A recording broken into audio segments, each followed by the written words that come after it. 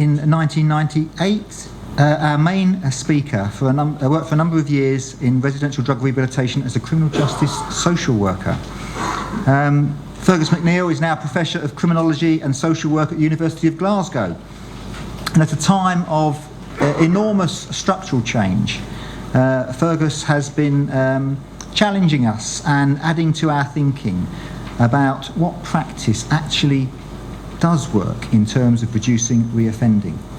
Fergus.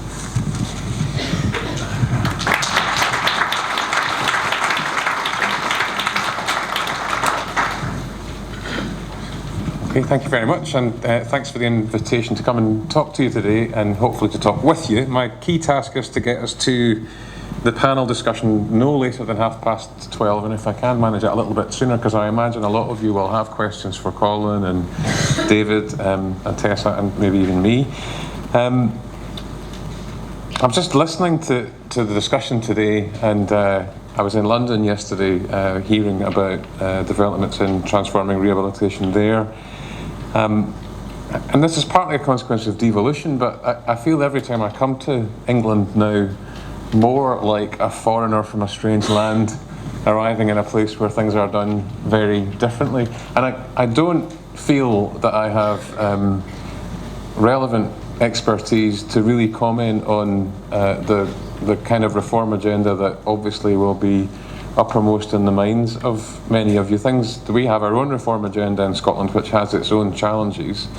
But I do think I have a reasonable understanding of an evidence base that ought to be central to this process of reform, and actually, in some respects, even more importantly, in the longer term, ought to be fundamental to the way that we think about justice.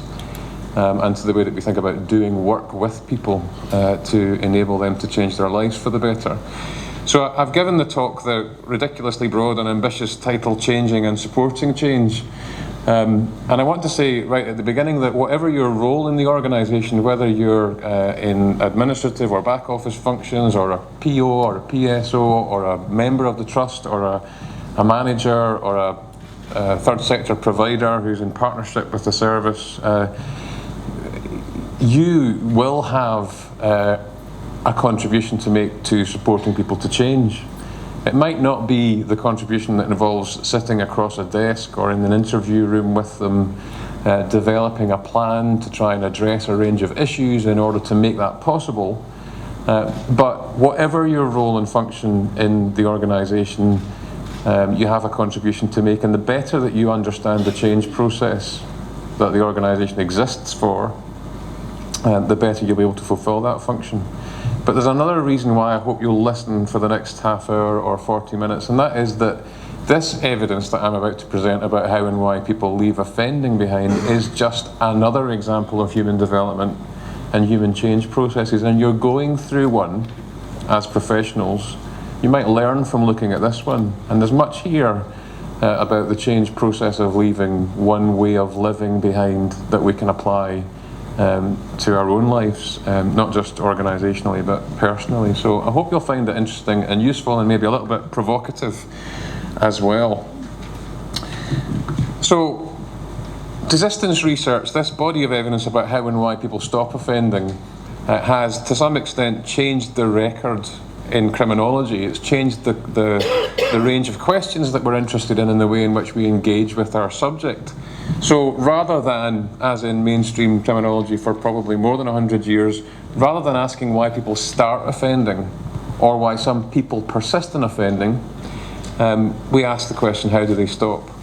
Rather than asking what works, which is a question that probation practitioners know a great deal about from research and practice experience, we move on to a question about what helps or what matters in supporting change, and I'll come back to the difference between those questions later.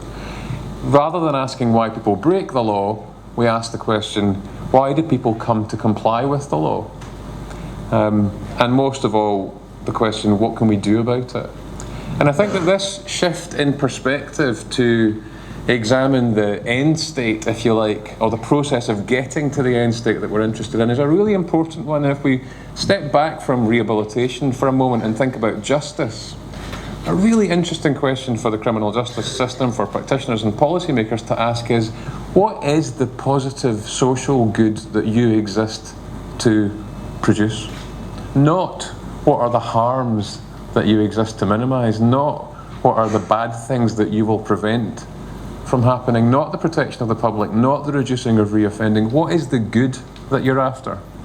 That's a philosophical question that pushes you quickly into thinking carefully about what justice means and what it is to live as a decent citizen of a decent community in a tolerably run state, which is fair and a place in which people can thrive.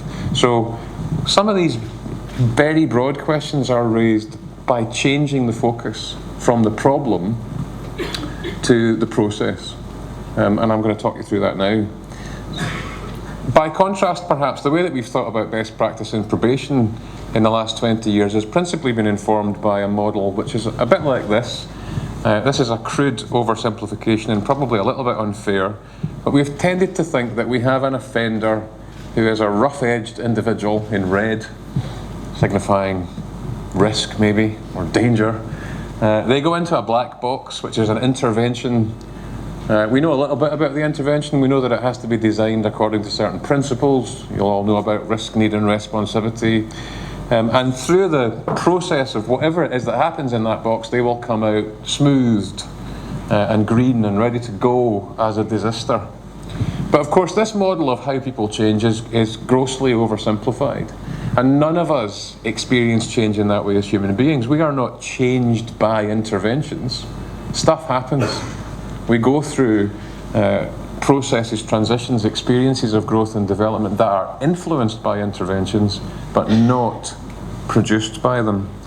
So this became clear to me a couple of years ago when I went through my own process of rehabilitation. And I'm not going to give you a big confession about my shocking career as a persistent offender. The rehabilitation in question was to do with a back problem, which is long, has a long history. Interestingly coincides with my work experience in social work and criminal justice. My back first went when I was working in the drug rehab. I can still remember the moment. And I've had an enduring difficulty ever since. And recently I went for physiotherapy, so I was being rehabilitated in relation to a chronic back condition. And as I was going through that experience of being introduced to my physiotherapist and being assisted to develop a new set of skills, to acquire core stability so that my back would be protected from certain situations where it was likely to go into a really difficult and painful spasm, I was musing on what was going on. And I was musing on how good she was at her job, how she engaged with me, how she made me feel valued, how she had a tremendous knowledge of the problem at hand, how she showed me immediately stuff that I could do that would make a difference, how she sent me home to practice that stuff, and when I came back she gave me more stuff that I could do to make a bigger difference. And eventually, after 3 or 4 months of treatment with no recurrence of any difficulties, I was discharged as a success. And I was thinking about this in terms of whose success was that? Did she change me? Did I change myself? Was the non-recurrence of my back problem during that period actually a mere coincidence of the fact that I didn't sneeze while at the wrong angle getting out of the shower? Or was it because I didn't have to carry heavy loads during those few months because I wasn't moving house? Or was it because I stopped carrying my children up to bed at night on one side because they got too old and heavy for me to do so? So stuff happens, life changes. The circumstances that turn risk into reality are not produced by practitioners. They happen. And the skill that the practitioner brings to the process of supporting me to this positive outcome is a critical skill. And it's critically important that she did a high quality job. And I celebrate her professionalism and her commitment to public sector values, and I applaud the way that she engaged with me, but she didn't make me change. She helped me change. She taught me something that helped me address my difficulty. So change is not a simple outcome of her work. My progress is not her result. The professional role is to sponsor change, to support change, to accelerate change, but you can't claim it. It's not yours, not in a simple way. I'm going to come back to that point later. Obviously, it has pretty profound implications for the notion of payment by results. But first, let's go back and think about this question of how people change and why changing is hard. And this bears on some of the comments that David was making earlier in an indirect way. So let's think about the question of criminal responsibility for a minute. And I want to go on record and say I absolutely believe in individual responsibility for the choices that people make in terms of their behaviours. And I think that legally and in the criminal justice system, people should be held to account for the choices that they make. But you sense the but. Choices are made in certain contexts and against certain backgrounds. This is old data now, but I don't think the situation has changed very much from the social exclusion unit in 2002. Why is changing hard? Why is it difficult for people who have developed patterns of persistent offending to stop? Well, look at the resources that people bring to the change process in terms of the life histories that they've lived. Compared to the general population, prisoners are 13 times more likely to have been in care as a child, more likely to have truanted from school, more likely to be unemployed, more likely to have family members involved in offending, more likely to be a young father, to be HIV positive, to have literacy problems, numeracy problems, health problems, substance use problems, mental health problems, suicide risk, and so on. And the younger the system gets to you, the younger that you're drawn into the net of penal intervention, the more intense these problems are likely to be. Now, just take one stat here for a minute and think about this notion of criminal responsibility. Prisoners are 13 times more likely to have been in care as a child. We are their parents, collectively, the local authority. The state is the parent of many of the people that end up in our criminal justice system. Is it legitimate to say that their wrong choices are not also our responsibility? Haven't we failed them in the way that we've brought them up? And if we're honest about it, from a criminological point of view, weren't the cards stacked? It's not that they didn't have a hand to play. It's not that they're not responsible for the choices that they made. But against this backdrop, expecting people to make an easy transition into a law-abiding and decent life is just not realistic or credible. None of that takes away individual responsibility, but it puts it in some kind of social context. And to give you a sense of how vast the challenge of desistance is for people who have got deeply entrenched in this system and this pattern of behaviour, this clean-cut American fellow, Chris Eugen, is a leading scholar in the subject of desistance from crime. He says, to the extent that felons belong to a distinct class or status group, the problems of desistance from crime can be interpreted as problems of mobility, moving felons from a stigmatised status as outsiders to full democratic participation as stakeholders. That's what buys you compliance with the law. The contract between the citizen and the state is one which has to be mutually rewarding. And how do you get from this excluded, stigmatised status, not just with all those background problems, but with the added difficulties of having been through a process, a criminal justice process, that is stigmatising, that does create barriers to desistance and to constructive change? So how do we help people? How do we mobilise them across a difficult social terrain, in a difficult context, with difficult backgrounds and limited resources? How do we mobilise them to make that transition? I'll skip through this quickly to try and move us on. There's great debate in the literature about exactly how we should define desistance. It's probably more interesting to academics than it is to anybody else. But one distinction I will draw here between primary and secondary desistance is really important for PBR to start to grapple with. Primary desistance, go back a step. Primary and secondary deviance might mean something to you if you ever studied sociology. So primary deviance is the deviant act, it's the behaviour.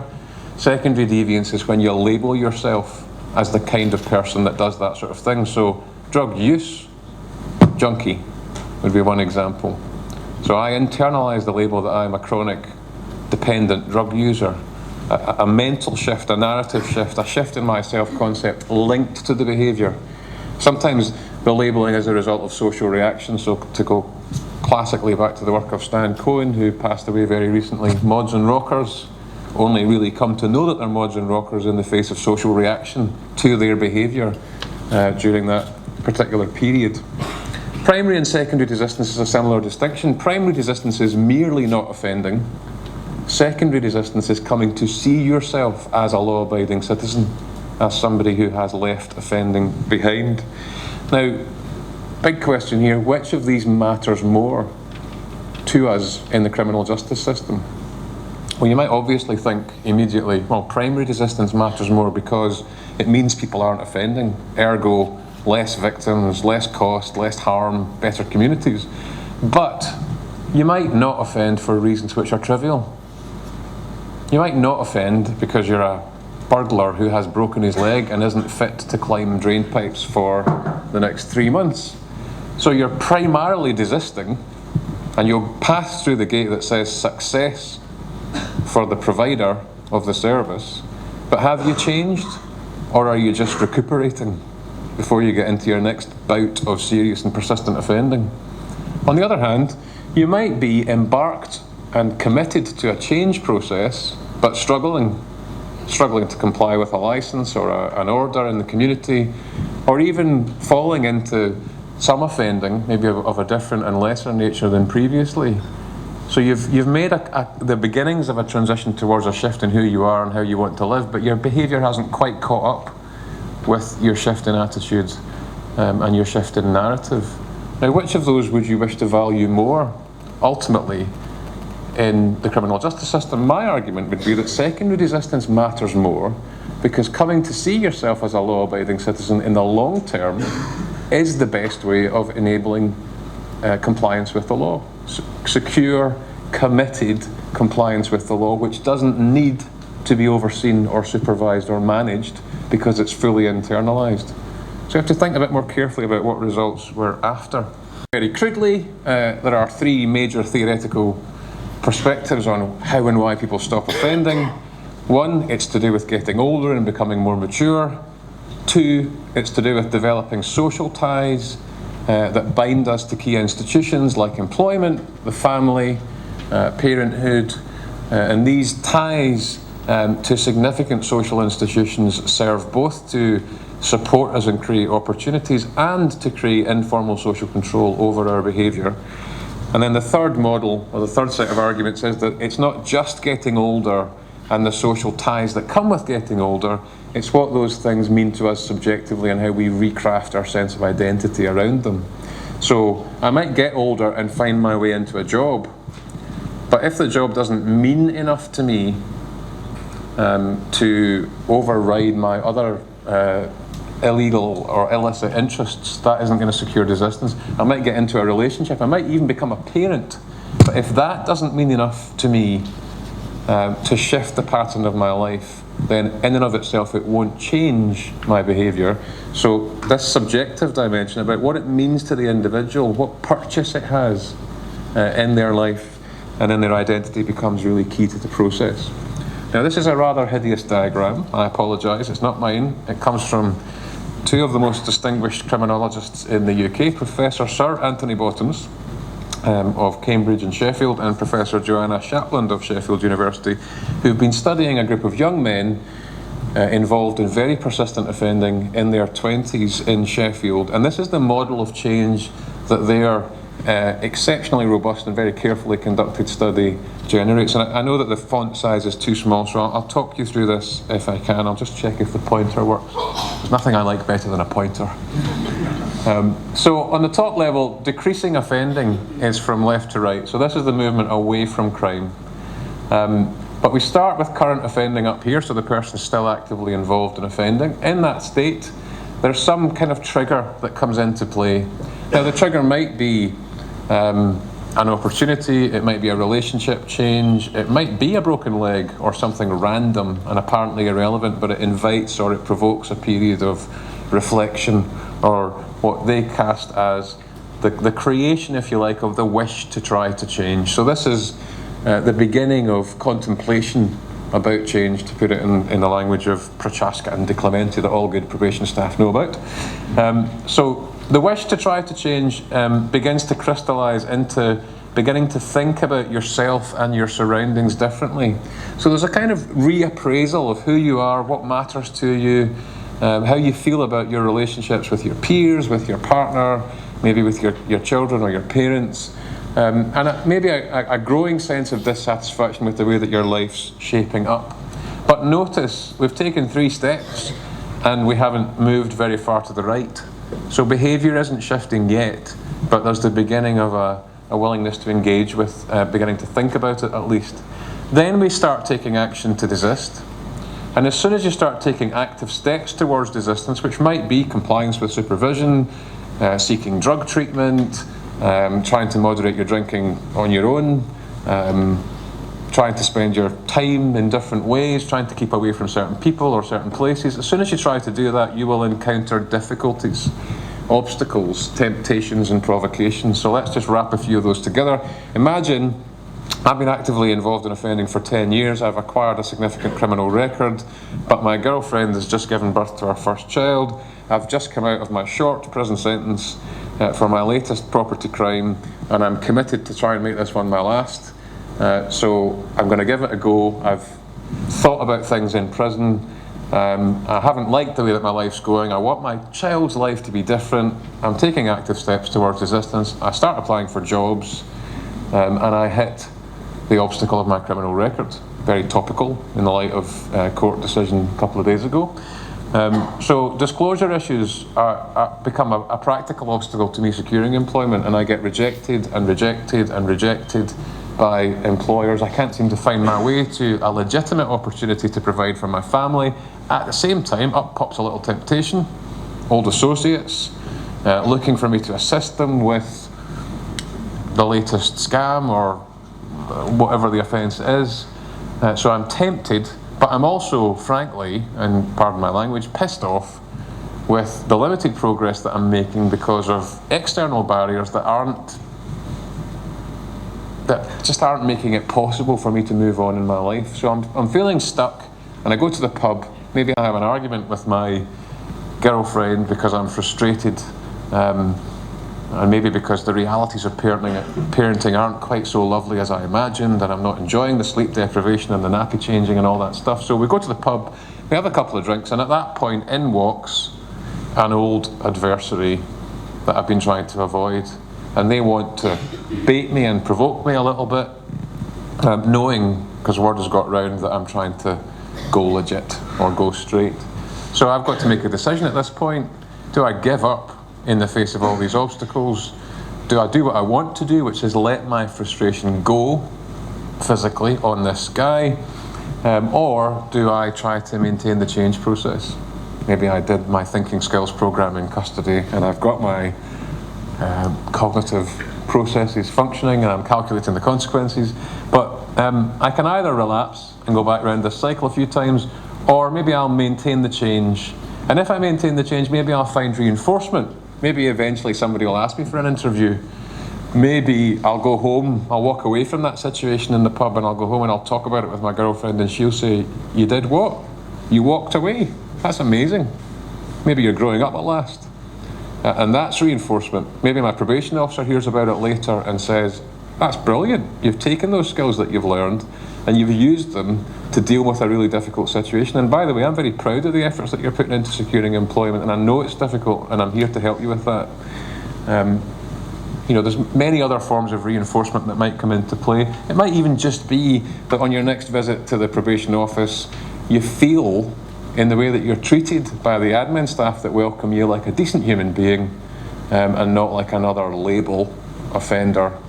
And the warmth of your welcome makes you feel recommitted to engaging with this whole process and with this strange organisation that's trying to help you out with your life. So with enough of this reinforcement, eventually we might be able to exit here crime-free with a shift in identity, and an onward transition. But we're going to need a couple of things that make the difference at this stage to be clear. One is your pre-programmed potential, and I talked about that earlier. I gave you the depressing and colourful slide from the social exclusion unit. So in some respects, the potential and the history of this person adds up to a set of liabilities for change. It's harder to change against that backdrop. But let's not forget that whatever the background, people have capacities, people have resilience, people have coped with adversity, people have developed their skills, and part of the job is to realise and release those strengths and capacities, including perhaps in creative ways. So we need to work out what the individual potential is here, what the individual capacities are, but we also need to work on social capital, meaning connections, relationships, opportunities to live differently. So it's not just my individual response to the moment and the situation in front of me and whether I have the capacity to think differently and act differently. It's whether there are opportunities for me to live differently or not. So these two things have to line up. So to summarise, key aspects of desistance journeys, they're zigzag processes, not events, characterised by fluctuating motivation. Put your hand up if you've been on a diet ever in your life. Put your hand up if you have ever tried to exercise more regularly. Put your hand up if you've ever tried to moderate. No, you're not. Yes. Well, this is January for me, and I've gone through the ultimate test for a Scotsman. I'm trying to have an alcohol-free vegetarian January while exercising more, and I got to Burns Night last week. Major. You know that big X that I just showed you? Major obstacle. Can you get through Burns Night without a haggis and a dram of whiskey? Well, I did. Vegetarian haggis and ginger beer. Or iron brew might be the alternative. But yeah, getting through the kind of ambivalence that we all experience when we try to make these changes in our lives, it's not a dissimilar process, except that in a sense the stakes are higher, although with diet and drinking and so on, the stakes can be very high for any of us. So we know that these processes involve fluctuations in motivation. Some days are better than others. For people with really entrenched criminalised identities, this change process involves rebiography, restoring your life, changing your sense of who you are. It's more than just learning new skills. It's a bigger transformative project than that. Desistance can be prompted by life events, as I've already said, but it depends on what the events mean for the individual. So it's not just the job or the relationship or becoming a parent that matters, it's what that means. And actually that also renders this whole process vulnerable to questions about diversity on all sorts of levels. So I haven't got time to go into this today, but think about this in relation to ethnicity, just by way of one example. We could have picked gender also. Different people from different ethnic communities carry different cultural heritages, and the communities to which they belong have different social and structural positions, which create assets and liabilities to any change process. So some ethnic communities do very well in terms of employment and education, others fare very badly. Some do very well in terms of the extent to which there is strong community cohesion and support for people to make transitions in their lives. Others do less well. So there's the personal history linked to your ethnic identity that you bring to any change process, and then there's the social context in which you make that transition. So the landscape is different for different people. If you think about desistance as a journey, the topography, the landscape is different depending on how you're situated socially and in terms of your identity. And maybe just to be more blunt about it, if we're speaking about people from black and minority ethnic communities, racism is also an issue here. Racism in terms of limiting opportunities for people and keeping certain segments of society in a disadvantaged position. That's a major structural impediment, but so is disproportionate treatment in the criminal justice system and the racialisation of criminal justice itself. I've just examined a very good PhD on this from Martin Glenn at Birmingham City University, and the challenges that racism creates for people trying to make a transition also have to be written into this story. Hope is very powerful. When I first put this slide together, I was a bit sensitive about having this bullet point about hope because I'm social work trained and people expect me to be woolly and fluffy. But actually, the evidence for hope has been building and building over the last decade in relation to all sorts of areas of psychosocial change and development and intervention. Expectancy effects, placebo effects you'll have heard about. Expecting that an intervention will make a positive difference in your life helps it make a positive difference in your life. Equally, going into some kind of experience of supervision, apathetic, hopeless, despairing, is predictive of failure. But again, the backdrop that we started with means that many people coming to us in probation, or you in probation, come not convinced about their capacity to change and not convinced about your capacity to help them. And that's where the skill of probation work that we've been talking about already today becomes so critical. It's about the capacity to nurture hope, to be a little reservoir of hope that other people can dip into until they can grow one of their own. That's a mixing of metaphors if ever I heard one. Agency, the capacity to govern your own life, and interestingly, the capacity to take responsibility for your own life is discovered in the desistance process.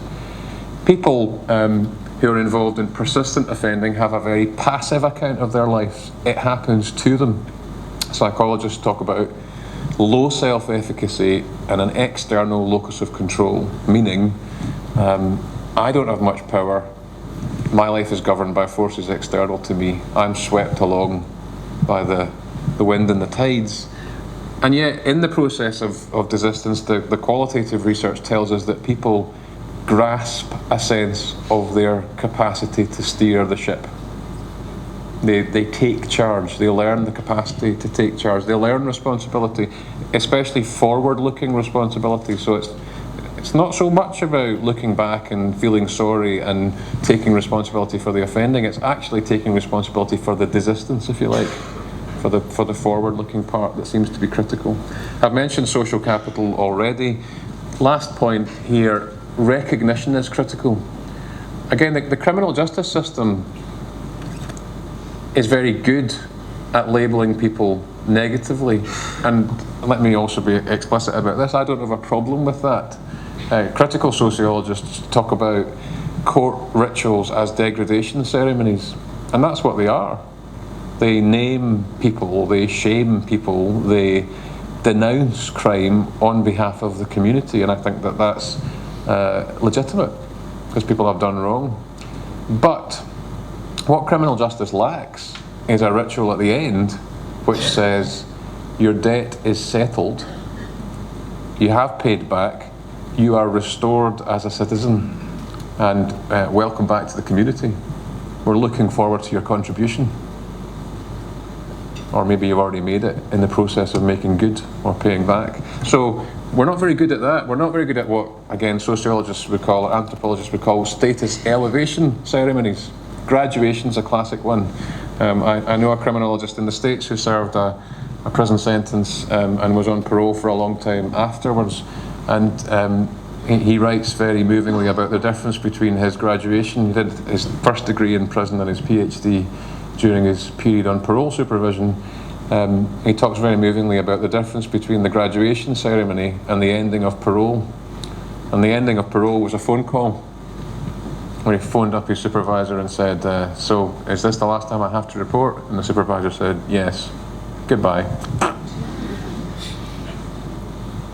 Compared with gowns and robes and celebrations and the conferring of status that academic institutions are so effective at. I've mentioned the challenge of thinking about what is the positive good that justice exists to produce. And here is my best guess, and I'm only thinking about this really in the last few months, but my best guess is that what we want justice processes to produce is a better life for better citizens in a better community governed by a better state.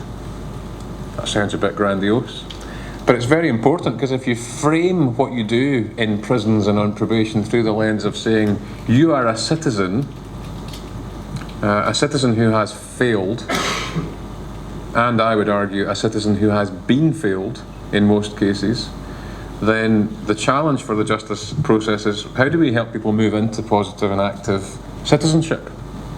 Part of that is about helping them take their responsibilities, and part of that has to also be about helping them to enjoy their rights as citizens and have access to resources. It follows for me that the process of getting there together towards this better state is one in which we have to model the virtues, the moral qualities. And again, it was great to hear Delbert speaking about Michael Sandell's important work here. We need to model the virtues and promote the goods that we aim to secure. So I would like to think that supervision processes could start with the question, what would you like to contribute? What skills do you bring? I know I started out with a very bleak statement of what people bring, but the reality is that everybody coming to supervision is a human being with capacities and talents and abilities that, if they don't already exist, can be nurtured and developed. And sometimes by asking people not what their problem is, but what their contribution might be, you can shift the narrative of the process at the outset. So I'm going to try and summarise the other practice implications of desistance research to finish, and I'm going to do this very quickly with an eye on the clock. So a couple of caveats to make really clear first, and this is more to probation people steeped in the what works tradition, just to make sure that we don't misunderstand each other. Desistance research is not a different form of what works research. It isn't evaluative. It's not based on looking at programs or interventions or even practitioners who have worked to produce better outcomes. It's explanatory. It seeks to understand the process of change rather than to assess the merits of different approaches to supporting it. So it's more analogous to research on child development than research on teaching methods. Good teachers need both. They need to know what works in the classroom, but they also need to know how children learn and develop. And I would argue that that knowledge is more important. Fashions come and go in terms of teaching methods, but understanding children is the first qualification for being a good teacher, I would suggest. So desistance research, therefore, because it isn't based on evaluation, because it isn't testing a product and then selling it to you, it doesn't prescribe any practice model or program or solution. Rather, and you should be pleased about this, it invites a conversation. You know more about what works than I do in the professional knowledge that you've acquired over the course of your careers. I can tell you about what works research. I can do that lecture if you would like, although we haven't got time today. But you know a great deal about what works because you work it out on a daily basis in interactions through practice. And we need to bring these different forms of knowledge together, but not just those forms of knowledge, not just my research and your practice, but also the perspectives of people who've been through the system themselves, ex-offenders, service users, their families, policymakers, managers. Everybody needs to be around the table in this conversation trying to work out what the implications of this understanding the process are for the way that we do things differently. And as some of you will know, we've been running that conversation over the course of the last year or two through a project funded by the Economic and Social Research Council, where we've made a film which, just out of interest, how many of you have seen The Road from Crime? That's just not enough. So you can download the film for free and watch it at your leisure. 45-minute documentary about desistance, where this man, Alan Weaver, who is a criminal justice social work manager in Scotland but also an ex-offender, goes off on a journey of discovery to try to figure out how desistance happens. And as you can see from this slide, he goes as far as Washington and Baltimore to try to understand what's going on.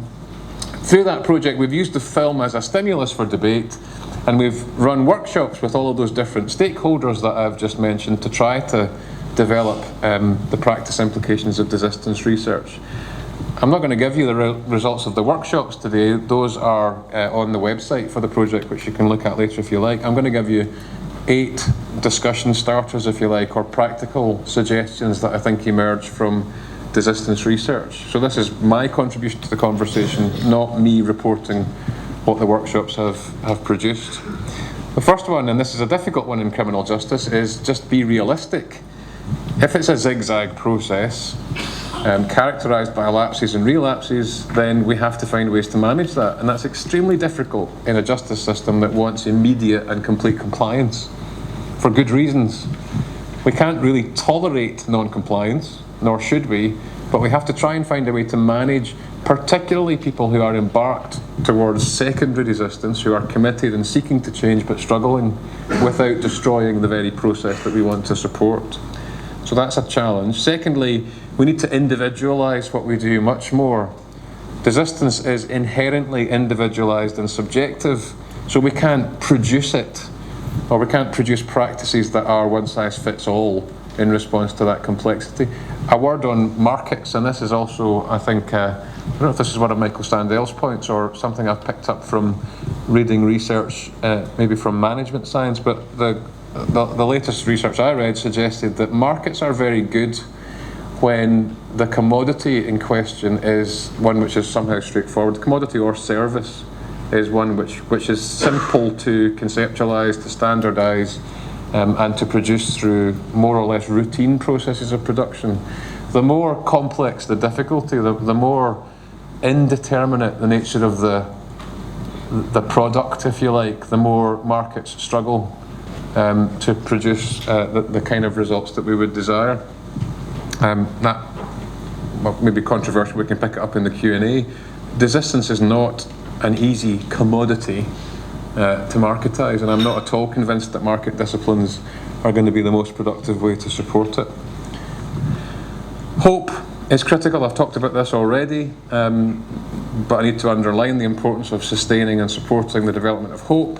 Working in and through relationships. Relationship is inherently relational, not just the relationship between the professional supporter, yourselves, and the person changing, but also working through their relationships with their natural supporters in their own social world, family, community, peers, and also working out whether there's more space in criminal justice to develop peer support networks. We've heard a lot about mentoring in recent years, and I think there's much to be said for mentoring if we can get clear about exactly what we mean by it and what it's supposed to do and where it fits alongside other kinds of support for change.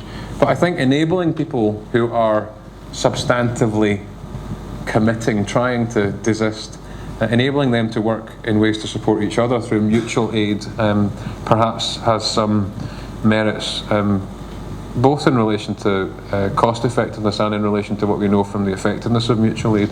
And lastly, the relationship with community is critical. I'll come back to that point in a moment, so I'll not dwell on it now.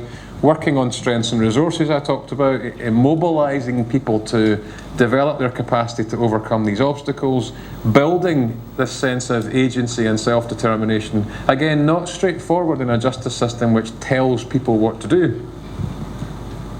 And it's easy for supervision to lapse into an instructive mode rather than a dialogical or discursive mode. So we need to work on that. We need to work on social capital, and we need to develop these kinds of recognition processes that I mentioned earlier too. So I've tried to summarise this recently in a couple of papers as a Copernican correction, slightly stretched metaphor, but on the right you have Ptolemy, and on the left you have Copernicus, reconstructed by a forensic pathologist, anthropologist, from his skull. And they had different views about the nature of the solar system. On the right, Ptolemy said the Earth's at the centre, the Sun revolves around the Earth, and Mars revolves around the Earth further out. There's a problem with that though, which is that if you look at Mars in the night sky, at one point in its orbit, notional orbit of Earth, it seems to go backwards. It's called the problem of apparent retrograde motion. If you look this up on Wikipedia, you can see all this animated, which makes it easier to follow. So in order to deal with that problem, Ptolemy says, well, from the view of Earth, there must be a loop in the orbit of Mars to explain the apparent backwards little bit in the orbit. That's what it must look like. That's the way that we make sense of the data. And for hundreds and hundreds of years, that was the view of astronomy, until Copernicus came along and had a different, and I would argue more elegant solution. If you put the sun at the centre and have the Earth revolving around the Sun and Mars revolving a little bit further out, then the problem of apparent retrograde motion disappears. It's to do with the relative speed of the different orbits of the planets around the Sun, that's all. Now, we all know that Copernicus was right. He wasn't right on the basis of evaluating what works. He didn't launch a spaceship and see what was the best way to get to Mars and whether Ptolemaic navigation would or wouldn't be effective. He looked at the data available to him, observed what was happening in the heavens, and came up with a more compelling theory of what was going on. And of course, he was later proven right in our last century when we actually put some of this stuff into action. Now, what's it got to do with you? Well, I think in PBR, arguably, today, but also in the history of probation, we've tended to put the intervention at the centre as the producer of change, as the producer of results. And we've had the offender orbiting the intervention, so they revolve around the thing that we do which will fix them. And the community is this sort of exclusionary thing out there in the ether which doesn't get much attention unless it gets in the way, maybe looping in and disrupting the relationship, the tidy relationship between the individual and the service. And I think that, although that is a gross oversimplification and it's probably unfair to the history of probation, it's also fundamentally wrong if we take the desistance perspective seriously. In that perspective, there is a person changing, and that change process predates and postdates whatever we do. People change. The development can be positive or negative, it can be progression or regression, but people are changing. There is a change process. We need to reconfigure what we do to support it and orbit that change process, figure out how that change process is working or not for that individual, and then design what it is that we can do to change it, to support it. And we have to think about the reintegrating community as the context in which that change takes place, which means the role of probation is not to provide this thing in the middle that people come to be remedied. The role of probation is to mediate relationships between this person changing, to whom we say, you say, on behalf of the community, you have to change, you have to take responsibility for your life. The way that you're living is harming other people and it's harming you. It has to change, it's wrong. And it can be that explicitly moral, I've got no problem with that. But a mediation goes in two directions. And the other job of probation is to look out to the reintegrating community and say something like, he or she is changing. They're putting in a lot of effort. They're trying to move on in their life. Are you willing to support that? Because this is a relational thing. The crime has broken the relationship, and the process of rehabilitation has to heal the relationship, or none of us are going to get very far. Another way of summarising this, which I haven't really got time for, I think in the PBR world and to some extent in the recent history of probation, we've become too preoccupied with this form of rehabilitation, the development of the individual, the acquisition of new skills, the thinking skills of programs, the problem-solving skills, all important, all critical, not to be devalued or dismissed, but completely inadequate in the face of this, which is legal rehabilitation, formal recognition that a person has changed and moved on, the sealing of a criminal record. Very topical, as I said earlier. If that is unaddressed, no amount of this will get somebody a job. Equally though, even if we change the law on disclosure of convictions, if we aren't working with communities to make informal social acceptance happen, to rebuild the relationships, to secure connection, to repair the breach that I've just talked about, then however transformed the individual is and whatever their employment prospects, they're not a member of the community. They're not a restored citizen. They're a kind of free-floating individual with some sort of marginal status who is a semi-permanent outsider. That can't be healthy. It can't be good for them, and it can't be good for us, because it undermines their desistance from crime. So social rehabilitation, the delabelling process, the recognition by the community of change and support for change is critical. But lastly, and this kind of takes us back to David's comments earlier, you don't get this social rehabilitation without moral rehabilitation. You can do all you like to change yourself in prison or on probation, but if the perception of those around you is that your debt hasn't been settled, that the balance hasn't been restored, then the barriers will remain. So there is a very strong case, I think, for finding ways to make good and to pay back, which demonstrate the development of good character. Now, I'm not, the offender pays thing was new to me this morning, and I don't want to go into a conversation about the merits of that specific proposal, but the general principle that a debt has to be settled and that that's part of restoration is a good principle. But to go back to where I started, there are debts on both sides most of the time. So the community and the state owes a duty to the ex-offender when punishment has finished to re-enter society, to be accepted and to be restored. I like this point because it works, or it should work, with the Daily Mail and the Telegraph as well as it works with the Guardian. If you're a strict retributivist, if you believe that the punishment should fit the crime, it follows that a proportionate penalty must be determined and then served. And that when that punishment is served, you must be restored, because otherwise you're being punished beyond the law. It's wrong, it's a violation of human rights, and it's a violation of legal principle. Churchill himself regarded this as the mark and measure of the stored up strength of the nation, whether someone who has paid their dues in the hard coinage of punishment can be accepted back into society. So moral rehabilitation cuts both ways, and there are responsibilities on both sides. And my final point, I think, is that unless we weave those together, unless we find ways of thinking about the results that we're after, and ways of thinking about rehabilitation which extend beyond the personal or psychological domain into the way that we engage with communities and social rehabilitation, the resolution of the conundrum of legal status and the barriers that it creates, or legal non-status, and the moral question, unless we get these aligned and working together, then I don't think we'll have any results to be paying anyone for. So I'll finish there, and I'm almost on time.